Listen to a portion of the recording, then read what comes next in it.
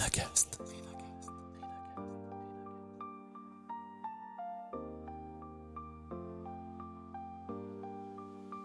Parce qu'on s'auto-sabote. C'est-à-dire que nous-mêmes, quand on n'est que nous-mêmes sur une île déserte, on s'auto-sabote. Parce qu'il n'y a que nous. Ok ? Donc on va s'empêcher de faire quelque chose. On va aller vers la simplicité. On va aller vers le confort. Pour être leader, il faut que tu sois exemplaire, il faut que tu sois un exemple. Et donc, tu dois travailler sur toi pour avoir une meilleure équipe. Parce qu'en fait, ton équipe, c'est le reflet de qui tu es en tant que personne. Crée plus que tu ne consommes. Et si un simple déclic pouvait changer toute votre vie ? Bienvenue sur Renacast, le podcast qui explore ce moment clé où tout bascule, où l'envie de créer prend le dessus sur la peur de l'inconnu. Ici, des entrepreneurs, des audacieux, des visionnaires partagent avec vous leur histoire, leurs doutes, leurs succès, et surtout, ce qui les a poussés à tout quitter pour entreprendre. Une idée qui vous trotte en tête, un projet que vous n'osez pas lancer, chaque épisode est là pour vous inspirer et peut-être déclencher votre propre déclic. Abonnez-vous dès maintenant sur votre application de podcast préférée et embarquez avec nous dans l'aventure. Tu coches toutes les cases, le bon diplôme, le job d'expert, la carrière logique, mais au fond, tu sens bien que tu joues petit, que tu portes un masque. Mon invité du jour, Margot-Ilona Letouche, était cette experte, jusqu'à ce que tout s'effondre, santé, licenciement, rupture, bref, c'est l'histoire d'une femme qui a dû tout perdre pour enfin s'autoriser à être elle. Bonjour Margot-Ilona, bienvenue dans ton épisode de Renacast. Hello Nicolas, Tu vas merci de bien ? m'inviter. Très bien, et toi ? Eh ben oui, je suis très, très, très heureux d'être avec toi. Alors, je vais dévoiler un peu les coulisses de Renacast. Ça fait un petit moment qu'on échange ensemble et je te demandais au début de l'épisode si je t'avais pas trop harcelé de messages parce que tu es hyper occupé et du coup, je n'ai pas cessé de me dire quand est-ce que je l'ai au micro, quand est-ce que je l'ai au micro. Et tu vois, tel un enfant qui attend son cadeau de Noël sous le sapin. J'étais tellement impatient que je n'ai cessé de te demander de venir au micro et à chaque fois très gentiment tu me disais oui attends je le fais mais j'ai trop de travail et en même temps ça prouve que j'ai raison de t'inviter parce que ça veut dire qu'il y a beaucoup de gens qui veulent travailler avec toi, qui veulent être avec toi, qui veulent tes conseils. Alors du coup, moi, ça me donne encore plus envie d'échanger autour de ton projet, de ta vie. Alors moi, maintenant, je te connais, évidemment, j'ai fait plein de recherches autour de toi, j'ai beaucoup discuté avec toi. Mais avant de rentrer dans le vif du sujet, est-ce que tu peux te présenter à notre auditeur ? Ouais, avec grand plaisir. Déjà, je m'excuse tellement de ne pas avoir fait prendre le rendez-vous avant, mais c'est hyper important pour moi dans un podcast d'être vraiment 100 avec toi. Je pense qu'on donne tellement plus de choses positives et tellement plus de conseils, tellement plus de choses, et même l'énergie que je te partage là quand on parle, elle est tellement plus belle là maintenant parce que je suis pleinement avec toi dans ce podcast, plutôt que voilà, j'aurais pu le prendre, hein, entre 2 petits calls, entre 2 coachings, mais pour moi personnellement, c'est pas l'énergie, c'est pas ce que je veux apporter quand je propose un podcast et quand, je réponds à tes questions et pour toutes les personnes qui écoutent aussi, c'est une autre énergie que j'ai envie de donner. Donc merci de m'avoir relancée et sache que non, tu m'as pas harcelée comme ces personnes qui nous envoient des messages de prospection toutes les 10 minutes. Ne t'en fais pas, tu en es bien loin. Bon, bah, Mais c'est cool. pour me présenter du coup, moi c'est Margot-Ilona Letouche. J'ai monté l'entreprise qui s'appelle Glow, Glow. J'aime bien l'épeler quand on fait un podcast parce que ça s'appelle GLOW, parce que le W, c'est le W de woman, que l'on n'entend pas, qui sont invisibles. Et l'objectif de Glow, justement, c'est bien évidemment de les rendre plus invisibles, qu'elles reprennent leur pouvoir, qu'elles reprennent les rênes de leur vie. Et je le fais à travers le professionnel, puisque du coup, j'accompagne les femmes entrepreneurs pour la plupart, qui veulent justement avoir un business qui leur permette de reprendre leur pouvoir. Reprendre leur pouvoir, ça veut parfois simplement dire être rémunéré grâce à ce business. Parfois, ça veut aussi dire prendre plus de place. Et pour certaines d'entre elles, celles que j'ai davantage en one-to-one, puisque j'ai un programme signature en mastermind, mais celles que j'ai en one-to-one, c'est davantage comment est-ce que j'arrive à créer un empire réellement dans une industrie, à briser, à être un peu disruptive dans ces industries-là. Donc comme tu l'as dit, moi j'ai fait pas mal d'études, j'ai été jusqu'au master de commerce, j'ai fait des études aussi sur le self-being, sur le well-being, pardon. J'ai fait des études de PNL, j'ai été aussi certifiée coach. Après le licenciement, on en parlera certainement. J'ai aussi pris la certification PNL. Je suis passionnée d'apprendre, c'est-à-dire que là, je suis connectée sur plusieurs applications de petits cours en ligne sur plein de thématiques différentes. J'adore tout ce qui est spirituel et du coup, ça fait un peu partie de mon mentorat business. C'est-à-dire que c'est pas un mentorat business comme on pourrait le voir où je te donne une méthode et un truc tu sais, à suivre avec les étapes. Mon mentorat business, il est aussi orienté sur la spiritualité, sur le corps. Il est aussi orienté sur la zone de génie, ce pourquoi tu es sur planète, parce qu'on est tous là pour une raison. Parfois, c'est une raison qui est vaste et qui te permet de faire plein de choses. Parfois, c'est une raison qui est vraiment très mono. Il y a qu'une seule chose qui est vraiment importante pour toi et c'est OK, tout est bon. Et j'aime bien me différencier pour ça. C'est-à-dire que dans mon mentorat, business et identité, du coup, hem, j'apporte cette partie-là autour de toi, de qui tu es, quelle est la femme au centre de ton business, quel est le business que tu as autour de toi. J'aime bien leur, pousser aussi à devenir, indépendante parce qu'un business, c'est bien, mais un business, ça peut, complètement flancher selon un marché, selon un besoin, selon, je sais pas moi, une crise, une guerre, bref, ça peut changer. Donc je les invite vraiment à essayer de se rendre indépendante par d'autres leviers. Moi-même, je suis investisseur, dans 2 appartements, donc j'ai ma boîte aussi. Bien évidemment, j'avais le salariat avant et donc je faisais des side hustle, on en parlera aussi, certainement. Mais je pousse vraiment à ne pas voir le business comme simplement la seule chose que tu as dans ta vie et à te rendre compte que la big picture, qui est quelque chose que j'utilise très souvent, la vision globale, qui est finalement la vue que l'univers a sur nous, sur notre business, sur tout. En fait, cette big picture-là, elle est bien plus vaste que simplement ton business, ton marché, ton offre. Ouais, c'est hyper complet et en même temps, c'est une mission que tu t'es donnée qui est géniale. Et tu vois, je t'écoute parler, je trouve ça a absolument génial, de t'écouter parler autour de ça et on voit que, cette mission est importante pour toi. J'ai écrit, je rédige tous les dimanches un article pour, Renacast, sur des moments, enfin des portions de l'entrepreneuriat, de comment se lancer, les moments difficiles, les moments faciles et bah, je crois que j'ai rédigé la semaine dernière ou il y a quelques semaines, enfin bref, il y a loin quand ton épisode paraîtra, sur le pouvoir de la mission avant même Mmh. l'envie de gagner de l'argent. Si tu as une mission, tu auras envie de te lever le matin, tu auras le sourire aux lèvres parce que tu te dis aujourd'hui, bah, je vais aller accomplir ma mission une nouvelle fois, tel un super-héros qui remet sa cape pour sauver les gens, tu vois? Tu y vas avec bonheur, joie, humour, amour et je trouve ça génial et ça se ressent d'une part dans ta voix, donc ceux qui vont nous écouter dans le podcast, je suis certain qu'ils vont entendre cette chaleur que tu dégages, mais aussi dans le mouvement que tu essayes de donner, alors aux femmes en l'occurrence, et en ce moment c'est exceptionnel, je trouve le mouvement féminin autour de l'entrepreneuriat vraiment passionnant. D'ailleurs, au micro de Renaka, j'ai regardé, on est au 38e épisode, je crois au 37e épisode, j'ai plus de 30 épisodes avec des femmes, tu vois, et toutes entrepreneurs qui se sont lancées et elles m'ont toutes dit, alors avec leurs moyens, leurs mots, comment, à quel point ça a eu été difficile pour certaines. J'ai eu Julie Boucon qui avait créé l'application Oli Oli, donc pour apprendre aux enfants l'anglais jusqu'à 13 ans, je crois, qui m'expliquait que quand elle a essayé de faire une levée de fonds, la question qu'on lui a posée, c'est mais qui garde les enfants à la maison du coup, tu vois, et ça montre la dureté du marché et elle Mmh. me l'explique bien dans cet épisode. Je vous inviterai d'ailleurs à aller écouter l'épisode de Julie Boucon qui est juste exceptionnel également. Mais voilà, tu incarnes tout ça et ce qui est génial, c'est que tu le propulses en avant et tu fais de ton expérience ben, un leitmotiv et que tu l'amènes à tout le monde et ça, je trouve génial. Mais avant d'en arriver là, et oui, parce que avant tout ça, avant cette gloire, cette puissance, ça n'a pas été toujours aussi évident pour toi. Enfin, peut-être que si, Mmh. d'ailleurs, tu vas me le dire. J'aimerais revenir sur ton parcours. Alors, plein d'études, plein d'expertises, plein de choses comme ça. Donc, tu peux me redire toutes les études que tu as fait? Est-ce que tu as fait ça tout en France ou tu es un petit peu de baladé à l'étranger également? J'ai fait la 1re étude que j'ai faite en France, c'était le Certificate, of, Leadership que j'ai fait à l'étranger, je veux dire, pardon, c'était le Certificate of Leadership à UCLA Riverside, donc l'université de California, Riverside. Donc c'est dans le UCLA, mais dans la petite ville de Riverside à côté. Hem, je pense que c'est l celle qui m'a le plus, hem, je sais pas comment on dit en français, mais brain fucked. Vraiment, ça m'a retourné le cerveau. Hem Pourquoi? Pas parce que, le leadership c'était waouh, mais parce que j'ai eu un prof, hem, qui parlait du leadership, mais qui parlait finalement de développement personnel.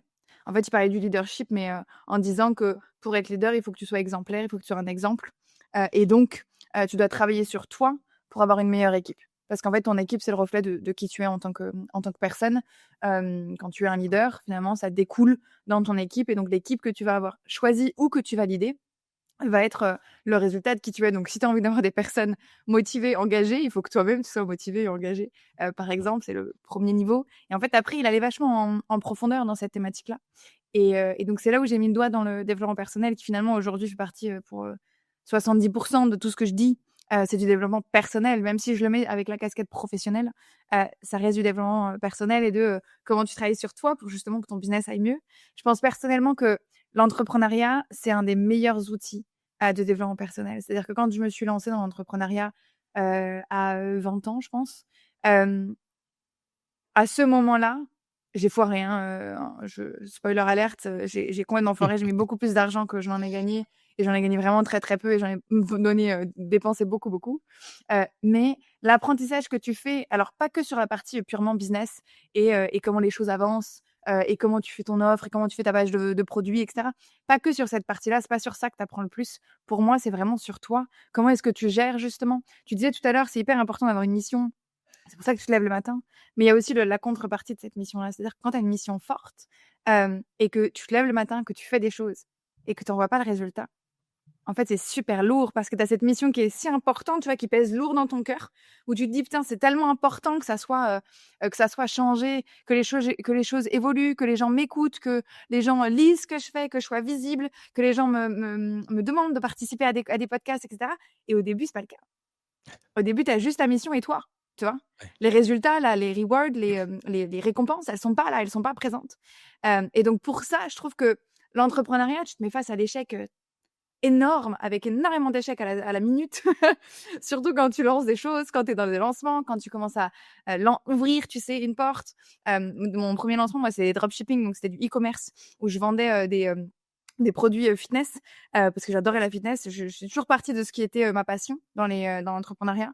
Je suis pas, quelqu'un qui démarre parce qu'il y a un marché. Je pars de moi, de ma passion et je crée quelque chose. Au début, ça m'a desservie puisque du coup, heu, j'étais pas alignée avec les valeurs derrière des produits, de la manière dont c'était fait. C'était du dropshipping, donc j'ai acheté, en Chine, Ouais. même s'il y a énormément de choses qui sont faites en Chine et qu'il y a plein de belles choses qu'ils font. J'ai eu beaucoup de mal à trouver un produit qui m'allait, donc j'ai dépensé beaucoup d'argent pour tester énormément de produits et quand il y en a un à peu près qui m'allait, finalement ma marge était beaucoup plus petite que celle qu'on aurait pu avoir avec d'autres produits et surtout derrière, je me suis rapidement rendu compte que j'avais l'impression d'escroquer les gens. J'avais l'impression de les arnaquer et en vrai, force est de constater qu'il y en a plein qui le font et il y en a plein qui sont contents de recevoir ces produits-là et de les utiliser. Il y en a plein qui le font et que c'est de l'arnaque, mais il y en a plein qui le font et c'est positif. Et j'ai pas réussi parce que mon développement personnel n'était pas fait à ce moment-là. Mon développement personnel, il était encore, tu dois prouver ta valeur en faisant quelque chose qui est parfait. Moi, je suis vierge, donc je suis très perfectionniste. Tu vois, il faut que quelque chose soit parfaitement bien fait et que tout soit absolument bien aligné, ce qui est hyper intéressant dans mon accompagnement, parce que du coup, quand je te mentor, c'est parfait, tu vois, je suis hyper carrée et je vais aller le chercher là où il y a peu de gens qui vont aller le chercher, tu vois. Mais du coup, pour moi et pour mon développement personnel à moi, finalement, c'était quelque chose que j'ai dû apprendre. Alors c'est top parce que je l'ai appris tôt, je l'ai appris à 20 balais. Il y en a plein qui l'apprennent à 40, 50 ans, tu vois? Donc c'était génial. Mais bien évidemment, ça m'a poussée à foirer ce business-là. Ça m'a poussée à, galérer aussi quand j'ai acheté mon premier appartement parce que du coup, en l'achetant, j'étais pas sûre. Après, je voulais pas faire les rénovations donc mon mec et sa famille et ma famille, ils sont tous mis, on a tous fait les choses ensemble. Mais en fait, toutes ces choses qui étaient finalement difficiles pour moi, ça m'a appris plein de choses et je me suis rendu compte aussi que tu pouvais aller chercher de l'aide chez les autres, que tu pouvais aussi apprendre, différentes choses, qu'il y avait pas que le dropshipping, qu'il y avait plein d'autres choses que tu pouvais lancer, tu vois? Je me suis lancée après dans le consulting, marketing et donc là, j'ai eu quelques clients, c'était assez intéressant mais je me rendais compte que c'était pas ce que je voulais faire, que c'était oui, j'aimais le marketing mais que, juste aider les gens à faire une campagne, c'était pas le plus intéressant. Donc tu vois? Juste le fait de te lancer dans l'entrepreneuriat, même si c'est pas une idée qui éclot, même si c'est pas un business qui explose et même si c'est encore moins un business qui est rentable, tu vois? Même si c'est pas un business qui est rentable, tu vas apprendre énormément sur toi parce que tu vas échouer, parce que tu vas devoir tenter des choses, parce que tu vas devoir t'adapter, parce que tu vas devoir apprendre. C'est quoi le blocage que je mets moi là, personnellement dans mon business? Le blocage sur les valeurs là, c'était moi-même qui me le mettais. OK? Sûr. Parce que oui, je suis contre ceux qui escroquent, mais j'ai des personnes autour de moi qui ont des super business e-commerce avec des produits qui sont chinois certes, mais qui sont d'une extrêmement bonne qualité. Après, oui, bien sûr, sur l'écologie, c'est moins bon, mais techniquement, les personnes qui reçoivent le produit sont très contentes et eux sont très contents de recevoir l'argent. Donc, tu vois, tout cet apprentissage que tu as année après année, c'est ce qui te permet de grandir et d'avancer dans dans l'écosystème de l'entrepreneuriat en général, hein. Ouais, ouais, hyper intéressant. Alors, tu balances tout ça comme ça, ça a l'air de rien quand tu le dis, mais tu as donné déjà énormément de tips, d'astuces, de choses. Tu vois, par exemple, là, moi, il y a un terme que tu as utilisé, le perfectionnisme. Tu es Mmh. perfectionniste, avant de te lancer, tu as besoin d'être sûr que tout est carré, tout est OK. Alors, moi, je vais aller dans l'autre sens, juste pour, titiller un petit peu. Je trouve que pour se lancer, il faut pas attendre la perfection, parce que si tu attends d'être parfait, tu fais jamais rien. Je vais donner l'exemple de Renacast. Je l'ai lancé, j'avais un micro, une caméra et pas forcément une idée bien globale du truc.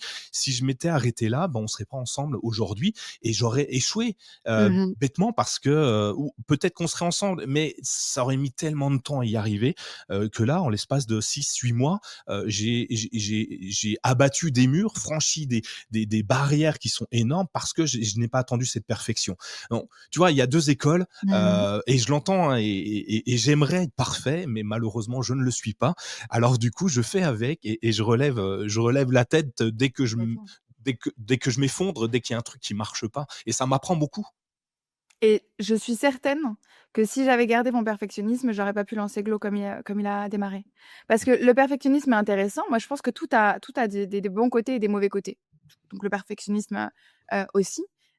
Mais je sais aussi que du coup les démarrages, les business que j'ai foirés, heu, c'était en partie à cause du perfectionnisme. En partie à cause de il faut que tout soit absolument parfait, aligné et clair, net et il faut que quand je le lance, ça soit exactement ce que j'ai en tête, par exemple. Les photos des produits, par exemple, il faut absolument qu'elles soient parfaites et cetera et je pense que, hem, en effet, ça a été un des points qui m'ont bloqué les premiers business mais c'est grâce au premier business où je me suis rendu compte que le perfectionnisme était une barrière, un barrage pour moi, un frein, que du coup j'ai pu travailler dessus.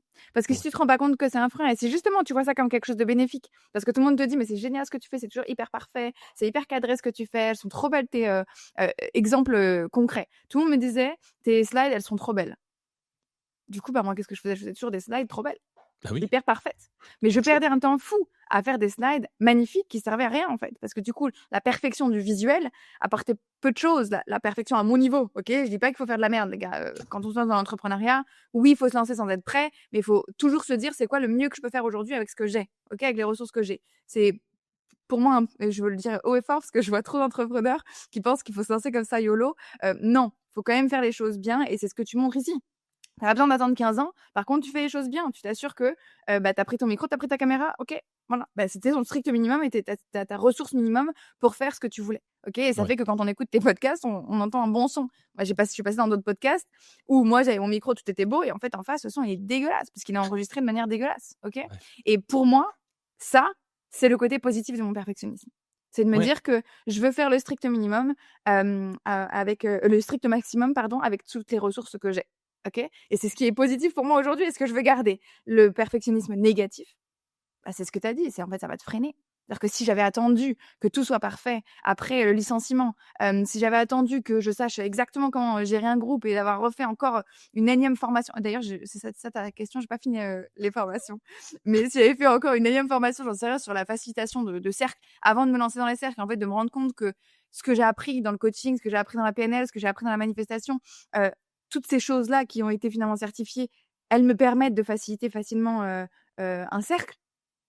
Bah, en fait, je serais allée faire cette formation et donc j'aurais attendu avant de lancer et avant d'ajouter les cercles en mastermind et pourtant aujourd'hui, les cercles, c'est un des points les plus importants et c'est ce pourquoi les meufs viennent. Parce que justement, elles ont besoin de ce cercle de parole, de développement, de ce cercle aussi qui vient avec le corps. Tu vois? Ouais, je vois, mais totalement.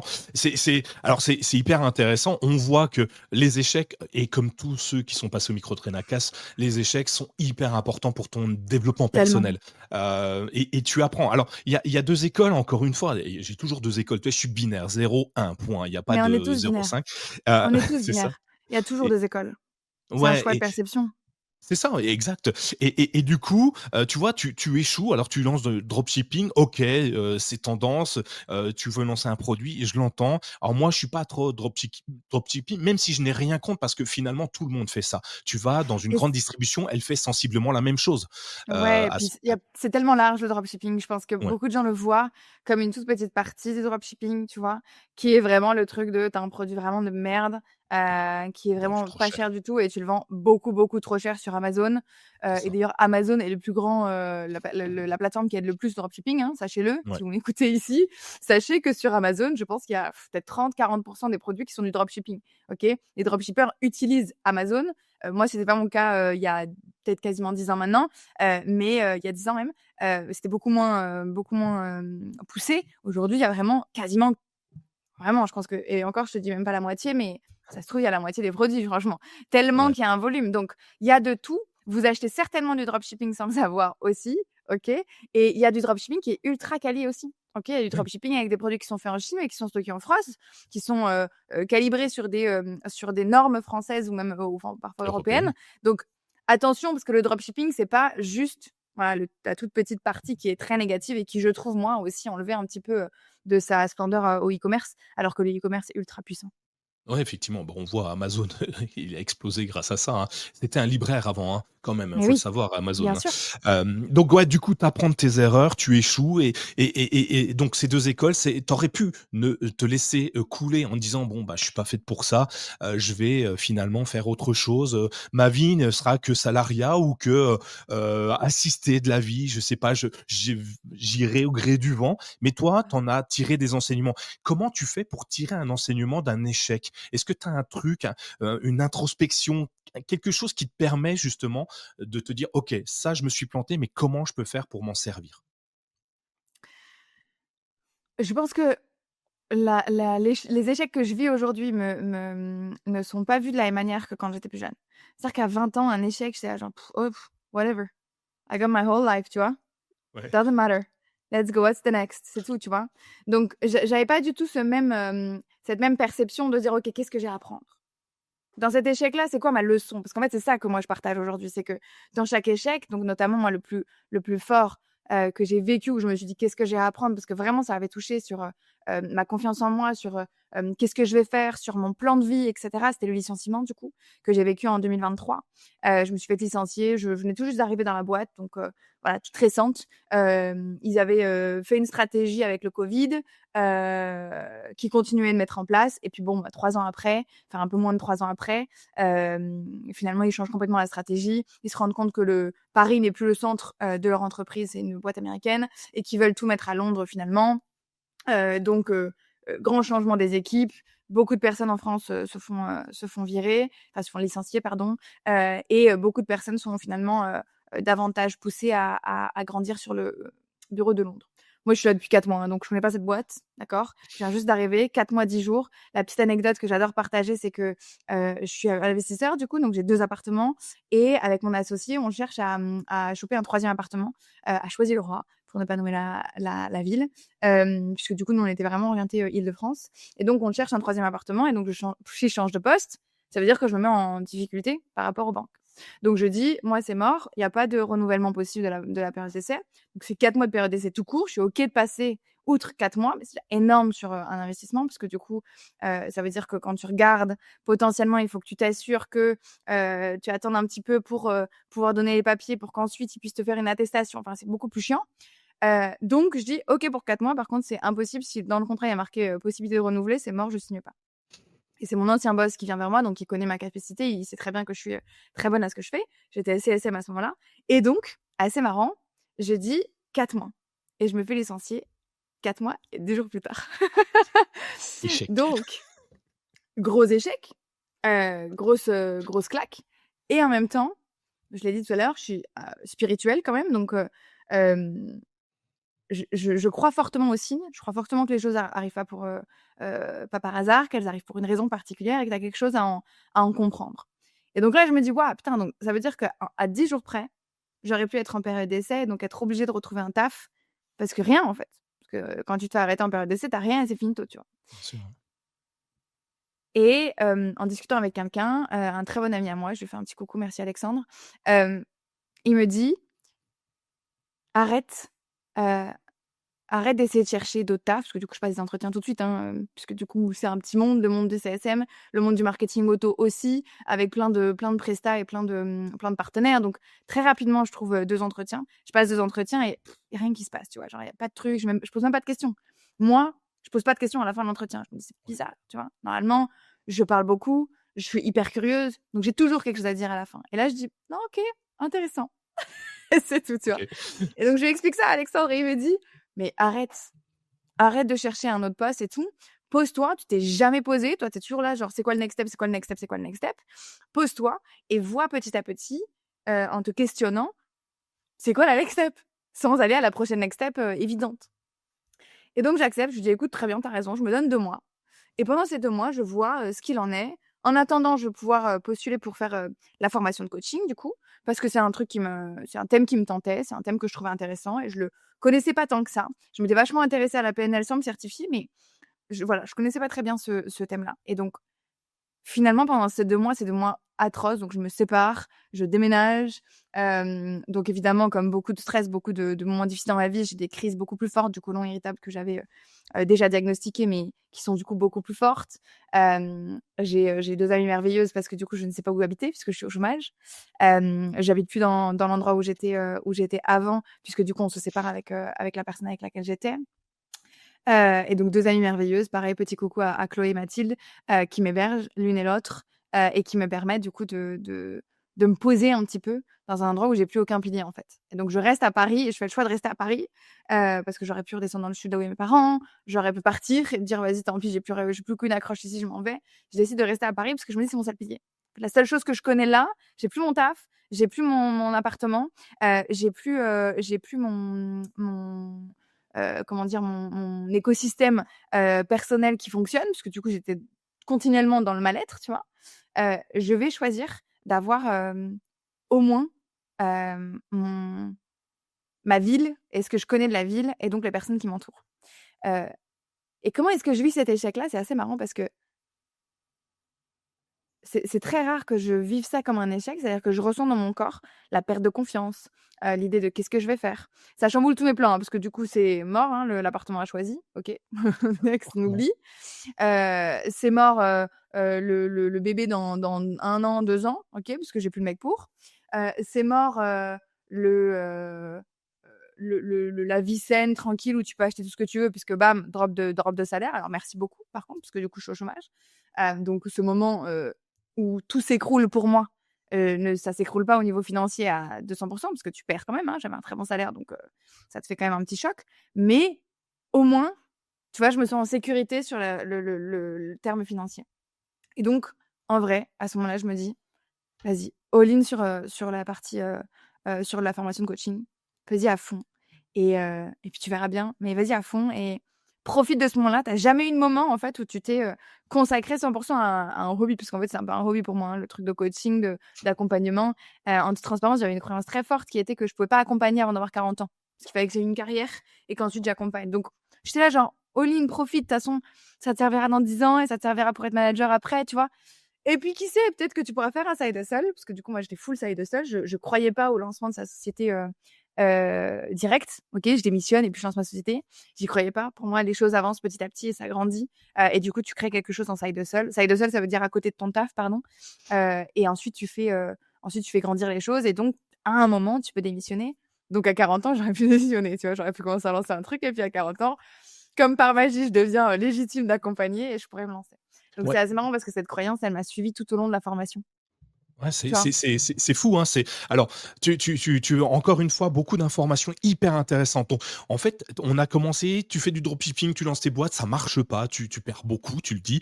Ouais. Donc du coup, tu te dis: «Bon, bah, je vais faire un taf normal, je vais faire un emploi de salariat». Donc ce que je Ouais, comprends, hein, ce que tu me dis. j'étais Heu, déjà en taf, hein. ah, Dans tu le étais déjà dropshipping, j'étais déjà en taf. ah ouais, Ouais. OK, d'accord. Bon, donc Bah du oui, coup, c'était tu avances. l'argent que j'avais à perdre. Bah oui, il en fallait pour le perdre. C'est ça qui est bien.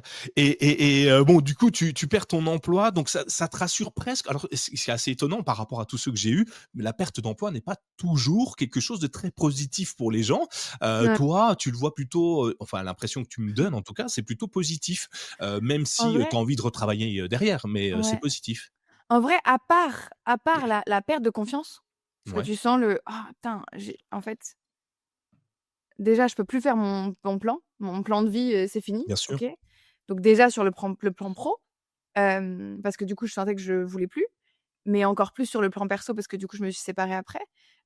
Mais le licenciement, je le vois pas comme un truc, négatif puisque je crois fortement que tout arrive pour une raison. Donc même si je ressens à l'intérieur, moi, je te dis, hein, je le ressens là, la perte de confiance, le truc de «Ah, un peu moyen, merde, qu'est-ce que j'ai fait pour avoir ça?» Je garde en tête cette idée forte que rien n'arrive par hasard et que c'est pas pour rien que ça m'arrive. Et avec l'échange que j'ai eu avec Alexandre, c'était aussi ce truc, respire en fait. Pose-toi la question, pourquoi 4 mois et 10 jours et pas 3 mois et 3 semaines? Pourquoi? Bah, parce que justement là, ça te donne l'opportunité de souffler, de te former à quelque chose sans avoir à faire 15 000 trucs en même temps. Parce qu'en fait, j'avais mon poste, j'avais, l'appartement. Quand j'avais pas un appartement à acheter, j'avais un appartement à refaire. Quand j'avais pas un appartement à refaire, j'ai acheté un chien pour pouvoir avoir du temps enfin, je dis pas c'est du temps à l'éduquer et ça prend beaucoup de temps aussi. Enfin, je faisais jamais un seul truc en fait. J'étais toujours Ouais. à faire 15 000 trucs en même temps Donc là, ça te et donc permet de te poser un petit peu, enfin, finalement, complètement. de te recentrer sur toi, reprendre confiance en toi d'ailleurs, C'est ça. et tu te lances dans le coaching. Alors tu fais de la formation de coaching. On pourra peut-être en revenir assez rapidement parce que il me semble que le terme coaching, il est à bannir chez toi de ce que j'ai compris, et tu le dis très bien, hein, il faut que j'attende pour être coach, il faut que j'ai un bagage lourd derrière moi, En il fait, faut c'est que j'ai surtout le 40 ans. titre.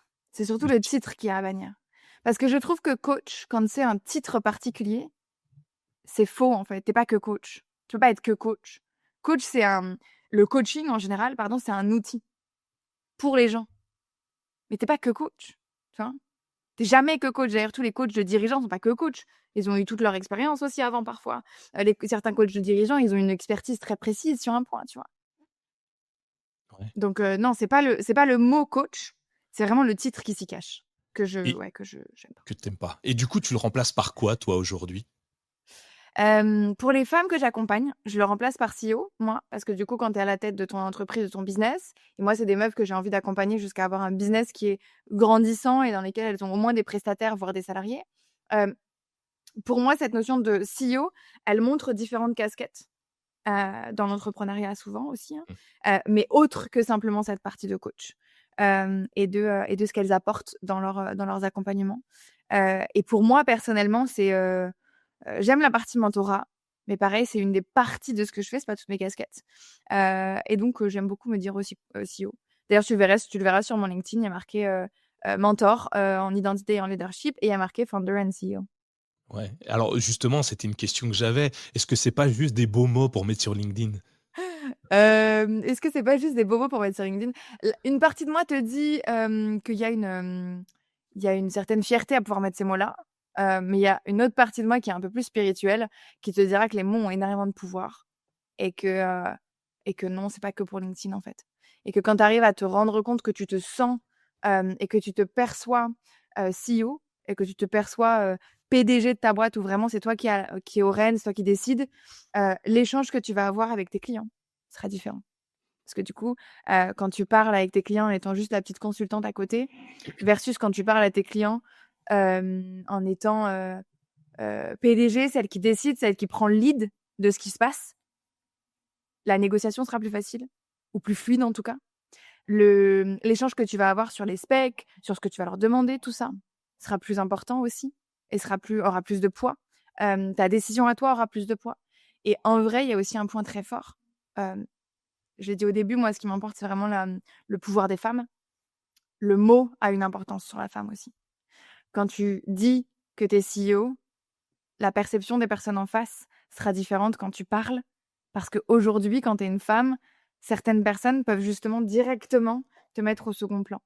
J'ai plein d'exemples de femmes dans le podcast Beyond the Role. J'ai plein d'exemples de femmes qui me disent: «On était un homme, une femme, c'était moi la lead, c'était moi la manager et le mec parlait avec le mec». Parce que justement, en tant que femme, si tu as pas un titre derrière qui soutient quelque chose, parfois tu peux te mettre en difficulté. Donc oui, oui, il y a le truc un peu égo sur LinkedIn, certes, mais il y a aussi, la perception que tu en as et ce que tu portes dans ces titres-là Ouais, et ce et que tu tu vois incarnes. ouais, c'est ça, hein, et ce que tu dis, alors c'est vrai et évidemment pour les femmes, mais pour tout le monde en fait, Ouais, le poids que tu te donnes, te permet de relever les épaules, tu vois? De bomber le torse un peu et de te dire: «Bah, en fait, non, je ne suis pas juste un auto-entrepreneur. Je vais plus que ça ouais, parce que je fais plein de choses. Je suis pas un solopreneur, je suis pas une petite PME». D'ailleurs, j'aime qu'on bannisse le mot «petit». Je ne comprends pas qu'on le mette à tous les toutes les phrases. Ah, moi, j'ai un petit projet, j'ai une petite idée, j'ai une petite envie. Mais non, enfin, tu as un projet, tu as une idée, tu as une envie. Et comme tu le dis, les mots ont une Ah oui. importance, ont un poids. Et je pense sincèrement que bah, t'es dans le juste. Et en même temps, je suis aligné totalement avec ce que tu dis parce que si tu ne crois pas en toi, qui croira en toi finalement? Personne. En fait, tu es la première personne à penser à toi-même tout le temps, tous les jours. Tu te lèves, tu penses d'abord à toi. Tu te couches, c'est d'abord toi. Alors ça peut paraître égoïste, ça peut paraître égocentrique, ça peut être, je sais pas, vous mettez tous les termes que vous voulez dessus, mais finalement, si toi t'as pas confiance, si tu te donnes pas envie d'avancer, ben finalement tu restes où tu es et puis on ne te parle plus et puis c'est tout. Donc ouais, c'est hyper important. Donc t'as raison, c'est pas que des mots, c'est une façon d'être, c'est une façon d'avancer, c'est le poids que tu mets dans chacun de tes pas quand tu avances en disant ouais, j'ai mes assises, j'ai mes appuis, regardez-moi qui je suis, ben je suis CEO de ma boîte et peu importe ce que c'est comme boîte finalement. Donc j'adore, j'aime Mmh. beaucoup. Merci. Euh, merci. Et Et ça tu tu viens de parler d'identité là. Beh, évidemment, mais alors l'identité, je commence à maîtriser ça petit à petit. Pareil, j'ai eu un podcast, un épisode avec, Lucie Lébaz qui a fait un livre que je trouve absolument génial, qui est tellement facile à lire et tellement chargé de tips, d'astuces, qui est, «J'ai peur mais j'y vais», qui parle Mais de j'y vais. personal branding et Elle est incroyable. incroyable et du coup, bah, elle m'a fait prendre conscience que ma peur, enfin ma «timidité» entre guillemets n'était qu'une peur en fait et si je n'affrontais pas mes peurs, bah, en fait je serais toujours timide comme on l'entend alors que timide n'existe pas. C'est juste tu as peur d'affronter les autres, tu as peur du regard des autres, tu as peur de mal faire, de faire les choses de travers. Tout ça, bah, si j'y mets les bons mots, tu vois? Avant de dire que j'étais podcasteur, je disais: «Bah, je fais un peu d'audio sur internet», tu vois? Mmh. Voilà, Exactement. c'est rien et puis finalement, ben, je me donne du poids comme, tu alors tu coachée, tu cliente? Non, pas cliente, comment tu appelles les personnes que Si, tu si, accompagnes? cliente. Ouais, ouais. Cliente? Alors moi, Ah je les appelle les glow queens, mais mais c'est mes clientes. Ouais. OK, ouais Parce que et justement, on va plus loin que le coaching, donc c'est pas les coachés. ouais et Coacher, c'est quand je fais des séances de one to one avec certaines d'entre elles et là, on est vraiment sur du coaching mentorat et donc je les appelle mes coachés. OK et quand tu les accompagnes, tu leur donnes, j'imagine, plein de conseils parce que tu as acquis tous ces conseils, enfin, tu as acquis toutes ces choses. Alors, est-ce que, tu as acquis grâce à ton expérience personnelle ou à travers les échecs de ceux que tu as déjà accompagnés? Tu vois? Des fois, moi, voir quelqu'un se tromper me permet de me dire: «Ah ouais, Non. c'est vrai, j'aurais peut-être pas fait comme lui, je me serais peut-être ou comme elle et je me serais peut-être planté». Toi, comment tu fais pour apprendre? Et ensuite, question sous-jacente, c'est comment tu fais pour l'intégrer dans ta façon d'être et dans ton coaching, dans ton mentorat, pour apporter, une plus-value à ton expertise? Le 1er truc que je fais avec mes clientes, c'est de leur botter le cul, hein. C'est-à-dire que je suis pas là pour leur donner plein de conseils, il y a plein de choses qu'elles savent déjà. Très souvent, elles ont vu plein de formations en amont, elles sont déjà intéressées à la spiritualité, elles connaissent déjà les thématiques, de la manifestation, tout ça. Elles ont besoin de quelque chose d'externe parce que, tu dois connaître ce mot et il est revu et revu et revu, mais il est tellement vrai parce qu'on s'auto-sabote. C'est-à-dire que Ouais, nous-mêmes, quand on est que nous-mêmes sur une île déserte, on s'auto-sabote. Parce qu'il y a que nous. OK? Donc on va s'empêcher de faire quelque chose. On va aller vers la simplicité. On va aller vers le confort. Et comme on l'a dit au début, l'entrepreneuriat, c'est de l'échec. Donc si tu veux le confort, tu vas pas aller alimenter ton entrepreneuriat parce que du coup, tu vas pas aller vers l'échec. OK? Donc mon objectif, en vrai, là, je te dis ça et c'est un peu en mode, je vais les pousser vers l'échec, en fait. Sauf que des fois, il y a des réussites. Mais je vais les pousser vers un potentiel échec parce que plus tu vas vers des potentiels échecs, plus tu vas vers des potentielles réussites aussi, tu vois? Donc ce que je fais le plus, c'est botter le cul. C'est-à-dire leur dire: «On avait dit que tu avais fait ça, comment ça se fait que tu as mis ça en place? Qu'est-ce qui t'a bloqué là-dedans?» Et donc je vais lui dire: «On sors-moi des blocages, on comprend pourquoi il y a ces blocages-là, on teste des nouvelles choses» et donc là, en effet, j'apprends beaucoup. J'ai une soif d'apprendre qui est, hem, toujours très présente et insatiable, je sais pas comment on dit avec la soif, mais je regarde plein de choses à droite à gauche, toujours très remplie, de plein de contenus. Pour la petite anecdote, j'ai arrêté de scroller il y a quelques mois, parce que justement je pensais que c'était un endroit où j'apprenais. En fait, ouais, pas du tout, en fait et tu restes tout le temps en surface. Beaucoup de gens veulent te vendre quelque chose, donc ils te donnent qu'un début du truc, sans te donner la profondeur de ce message-là. Donc tu as plein de surface, c'est cool, parce que tu te dis: «Ah ouais, c'est vrai que ça me parle» et cetera. Mais en fait, tu as rien en profondeur. Et donc, il faut à chaque fois repromettre d'autres choses. Et donc, en fait, c'est une perte de temps, parce que du coup, le scrolling, ça te fait déconnecter du temps. Donc, j'ai complètement arrêté de scroller. Avant, je faisais déjà moins que ce que je faisais avant, mais Là, j'ai vraiment complètement arrêté de scroller. J'utilise mes réseaux sociaux purement pour la partie professionnelle. Et je te disais tout à l'heure que j'ai pas j'ai enlevé toutes mes notifications, mais parce que justement, je ne veux pas être réactive par rapport à quelque chose et je veux moi me dire: «J'ai envie d'aller vers quelque chose, j'ai envie d'apprendre ce truc-là, j'ai envie d'en savoir plus sur ce truc-là, j'ai envie de connecter avec telle personne». Parce que sinon, en fait, on peut être tellement rapidement, perdu par tous ces retours-là et d'être réactif à toutes ces notifications. Mais pour en revenir à comment j'apprends, donc bien évidemment, il y a les certifications, donc il y a tout ce que tu as de base, c'est mon fil conducteur, tout ce qui est manifestation, tout ce qui est PNL, tout ce qui est bien évidemment la posture de coaching qui est très intéressante, hein, la posture basse, c'est de laisser la personne aller chercher ses propres solutions. Parce que moi, ce qui a fonctionné pour moi ne fonctionnera peut-être pas pour toi, ne fonctionnera peut-être pas pour, toutes mes clientes. C'est à elles de trouver ce qui va fonctionner dans leur propre vie. Certaines sont mamans, par exemple, moi je suis pas maman. Hem, Si je leur donne des exemples de ma vie, peut-être que ça répondra pas. Oui, il y a certains exemples que je vais leur partager. La dernière fois, j'ai parlé avec une maman où je disais: «Ben, est-ce que tu connais la règle des 8 minutes?» La règle des 8 minutes, c'est que toute personne que tu aimes peut t'envoyer un message en te disant: «Est-ce que tu as 8 minutes?» si elle a vraiment besoin d'échanger avec toi. Parce que 8 minutes, même quand tu es CEO, même quand tu es PDG, même quand tu es, manager dans une grande boîte, enfin, dans un codir ou dans un comex d'une grande boîte, tu as 8 minutes. Tu peux sortir d'un call 8 minutes.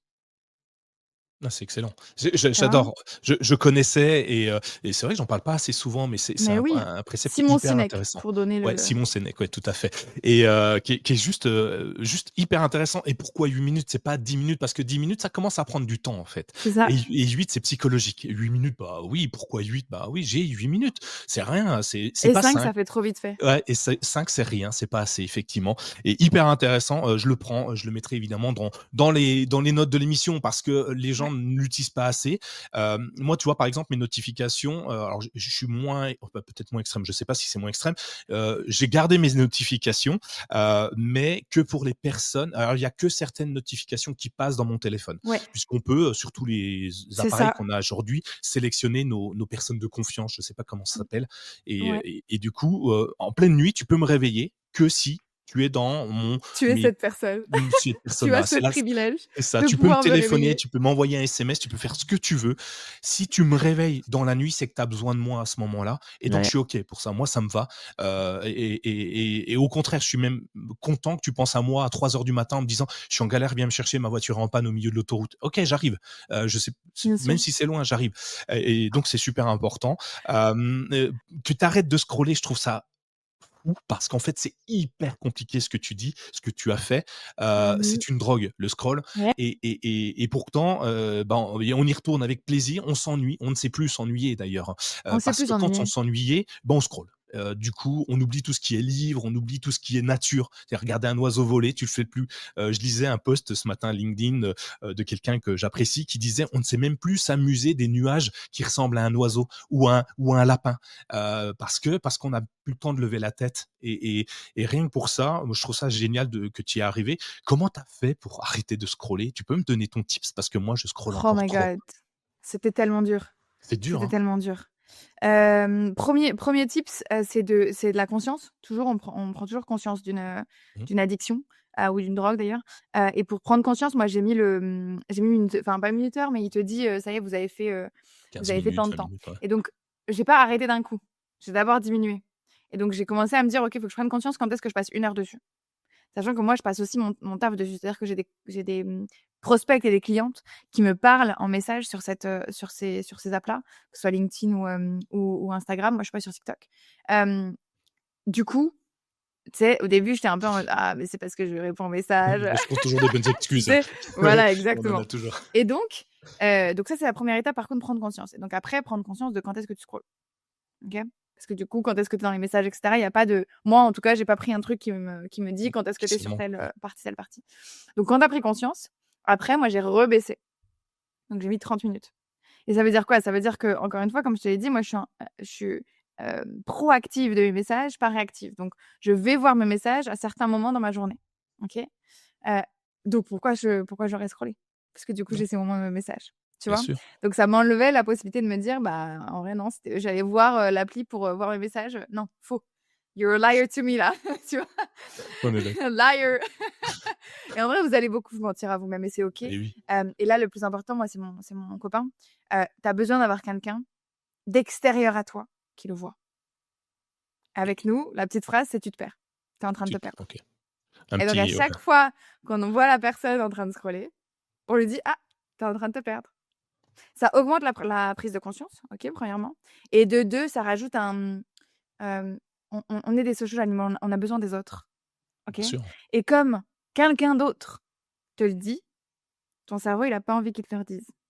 Parce qu'il se sent mal à l'aise. Parce que ça veut dire quoi? Ça veut dire que tu échoues, ça veut dire que tu es pas à la hauteur, OK? Et donc ton cerveau, il aime pas ça. Mmh. Donc, 2e donc 1er point, on se rend compte du temps qu'on passe et cetera. Donc là où il y a aussi le temps d'écran, enfin bref, il y a pas mal de il y a des applis aussi, où tu vois un arbre pousser, je sais pas quoi, enfin bref, il y a Ouais. plein de petits trucs. Moi, c'était le truc à l'intérieur d'Instagram. Et après, la prise de conscience extérieure de quelqu'un qui te le dit pour justement continuer à diminuer la drogue. Après, heu, l'extrême, c'est, de complètement enlever l'application pendant, 3 jours. Pas longtemps, pendant quelques jours, tu vois? Ouais. Juste tu l'enlèves. Moi, j'ai pas enlevé l'application, j'ai enlevé mon téléphone. Pendant tout un week-end, j'ai pas pris mon téléphone. OK? Parce que mon chéri était disponible et avait son téléphone. Donc si vous avez peur, parce que moi je suis quelqu'un qui est un peu, anxieux sur certains points, donc j'avais besoin qu'on sache qu'on puisse être contacté, j'avais besoin qu'on sache où aller, qu'on ait le Waze et cetera. Donc ça allait parce que j'allais chez mon copain. Donc hésitez pas à vous, tu vois, alterner. Un coup c'est Mmh. toi, puis un coup c'est lui, un coup c'est entre copines, vous faites un week-end entre copines, un coup c'est l'une, un coup c'est l'autre. Mais ayez ces moments où vous avez plus du tout votre téléphone à vous. Et les gens savent que s'ils ont besoin de vous contacter, ils savent qui contacter. Les gens, comme tu as dit là, les 5 personnes, en vrai, il y en a pas beaucoup plus, qui sont vraiment importantes pour vous. Très souvent, il y en a même plus 3. C'est Ces ça. personnes-là, mettez-les, notez-les. Qui sont ces personnes-là? Donnez-leur les informations et ensuite c'est bon. Mais quand vous vous déconnectez pendant 2 jours, je peux vous assurer que vous allez vous rendre compte qu'à certains moments, vous vous dites: «Ah attends, moi j'ai rien à foutre. Moi je là, j'aurais scrollé». OK? Ou alors l'inverse, parce que les 2 me sont arrivés sur les moments où j'ai fait des digital détox. Ou alors c'est l'inverse et vous vous dites: «Quel bonheur, c'est l'enfer en fait de scroller. En fait, Ouais. je suis en train de perdre mon temps». Et la prise de conscience, elle est dans ce que tu as vécu sans le téléphone. OK? Moins extrême, c'est du coup sans l'application, donc tu enlèves juste l'application qui te permet de scroller. Ouais, et c'est hyper important ce que tu dis parce que là, on parle des réseaux sociaux, mais tu te libères du temps. Tu te donnes du temps de réflexion, tu vois? Le moment où tu n'as rien à faire, ton cerveau commence à cogiter et c'est là où on est bon. Je sais Grave. plus avec qui j'échangeais, Et même j'ai parler, ouais, c'est ça, on toi et échanger toi avec ou les toi et autres. les autres, Ouais, mais c'est ça grave. j'ai une invitée qui me disait: «Ben, moi, en fait, je ne scrolle pas, je j'ai un téléphone comme tout le monde parce que malheureusement, on peut pas s'en passer. Par contre, je cours». Je cours beaucoup et c'est à ces moments-là où les meilleures idées me viennent. Parce qu'en fait, bah, je peux pas scroller quand je cours, hein. Grave. C'est difficile et là, j'ai des idées de génie qui viennent. Alors, il y en a des bonnes, il y en a des mauvaises, mais j'ai plein d'idées et c'est au moment où tu t'ennuies le plus que tu deviens créatif et pour un taf, je pense, pour Complètement. créer ton entreprise, pour tu vois, le problème sur lequel tu butes pendant des heures et des heures et des heures à ressasser, à te dire: «Ah, j'y arriverai pas», Sors, coupe, cours, sors. sors, va promener ton chien, va discuter avec ta famille, va boire un coup avec tes amis, et en fait, l'idée va, en un claquement de doigts, apparaître Mmh. comme si c'était une évidence et Et je le la prends. nature, reprends Ouais, le ciel, tout ça là, ouais, les arbres, on sous-estime tellement. mais Moi, j'ai oui, déménagé, là, j'étais à Paris avant et j'ai déménagé dans le sud de la France et j'ai un grand espace, de nature. On sous-estime tellement la puissance que ça a et moi qui suis spirituelle, je savais, tu vois? J'adorais, j'allais dans les parcs, j'essayais de me connecter à la force des je crois forcément qu'il y a une énergie, tu sais, de cette planète Terre et de tout ça. Putain, mais on le sous-estime tellement! Alors que ça peut t'aider justement à passer outre des addictions, des difficultés, des moments de peine, tu vois? Moi, ma rupture, je sortais beaucoup, hein. J'allais souvent faire des pique-niques et tout dehors parce que justement, ça remplit en fait le cœur aussi ces trucs-là. Donc ouais. n'oubliez pas ça, ne sous-estimez pas, la Ouais, nature. donc dans tous les cas, c'est génial et puis prendre un peu de temps pour soi, c'est bien aussi. Alors du coup, il y a un truc qui me semble étonnant, tu le disais, moi je t'ai trouvé grâce aux réseaux sociaux, tu vois? Du coup, ils sont bien, faut scroller de temps en temps, hein, principalement LinkedIn et tu échanges beaucoup, tu donnes beaucoup de conseils sur LinkedIn. Est-ce que ça peut être toi, tu vois? un des conseils que tu donnes, donner aux autres pour qu'ils viennent vers vous? Comment on fait pour attirer un client finalement? Est-ce que c'est ça la bonne solution? Est-ce que tu donnes un petit peu comme ceux que tu me disais qui donnent un tout petit peu mais pas assez pour que tu retournes dessus? Ou tu donnes beaucoup plus pour te dire: «De toute façon, ils vont trouver l'information sans moi. S'ils sont autodidactes, ils la trouveront et s'ils sont assez forts pour le faire ou s'ils ont pas besoin d'accompagnement, bah, je vais leur donner parce que de toute façon ils la trouveront. Mmh. Puis à un moment où ils auront besoin de moi, ils viendront me voir». Est-ce que c'est ça ta façon de travailler pour attirer le client ou tu as d'autres techniques? Juste un premier point, moi, c'est la prise de conscience que j'ai eue qui m'a fait arrêter de scroller il y a 2 mois. Hem, Crée plus que tu ne consommes. Moi, c'est un point que, du coup, je ne faisais pas. Même si je suis très, très généreuse, hein, vous pouvez aller voir, en effet, tu l'as dit, je sais plus si tu l'as dit, mais j'ai 2 podcasts. Il y a un podcast pour les, Mmh. managers femmes, qui sont dans les codir et les comex, enfin les directrices. J'ai un podcast pour les femmes entrepreneurs justement. J'ai, des programmes offerts avec plein d'audios, justement sur des visualisations. J'ai, plein d'e-books offerts, sur, comment faire fonctionner, ton business et cetera. J'ai plein de scripts offerts, enfin bref, j'offre plein, plein de choses. J'ai pas mal d'e-books offerts. Mais je pense que le vrai point, c'est que les gens n'aiment pas faire les choses seuls. Et donc, peu importe en vrai à quel point tu leur donnes quelque chose, je suis pas à 100 partisane de donner que le haut du truc, tu vois? Et juste la problématique et tout, même si ça peut marcher. Donc ça peut être une stratégie. Encore une fois, revenez à votre identité, revenez à vous, revenez à votre zone de génie. Qu'est-ce qui vous parle le plus? Qu'est-ce qui résonne le plus avec vous? Qu'est-ce qui vous plaît le plus? Moi, je donne des masterclass pour faire les lancements du coup de mon mastermind. C'est une masterclass dans laquelle je donne mais énormément d'informations. Sauf que c'est sur un tout petit temps. Ouais. Donc évidemment que si tu vas aller plus loin et si tu vas avoir un accompagnement avec mon énergie, mes prises de conscience, mes coachings, mes mentorats, mes cercles, et cetera, pendant 1 an, bah, faut que tu viennes, il faut que tu payes. Mais il y a des meufs qui repartent et qui me disent: «Ben, c'est bon, c'est tout ce dont j'avais besoin» et c'est OK.